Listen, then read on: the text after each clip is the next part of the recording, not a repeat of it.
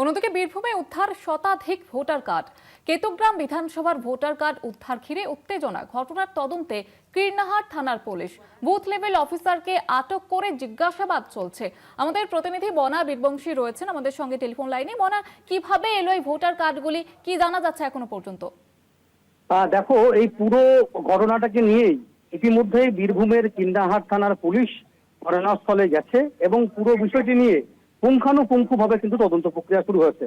দেখো, যেটা আমরা জানতে পারছি যেটা হচ্ছে, তুমি জানো যে সদ্য বিধানসভা নির্বাচন পর্ব মিটেছে, সরকার গঠন হয়েছে।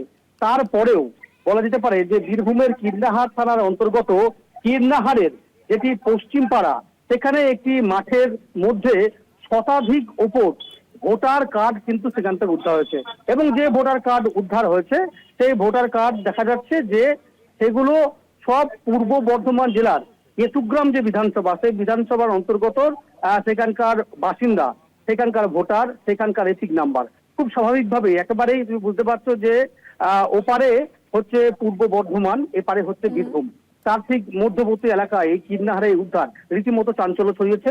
যেটা আমরা জানতে পারছি সেটি হচ্ছে সংশ্লিষ্ট একজন বুথ লেভেল অফিসার, তার কাছে নাকি এই ভোটার কার্ড ছিল, তিনি নাকি সেখানে ফেলে দিয়েছেন। ইতিমধ্যে পুলিশ সেই বিএলও কে আটক করেছে। আটক করে তার কাছে দফায় দফায় জিজ্ঞাসাবাদ করছে যে কোথা থেকে এই ভোটার কার্ড এলো, কিভাবে এলো, তার কাছেই বা কেন রাখা হয়েছিল।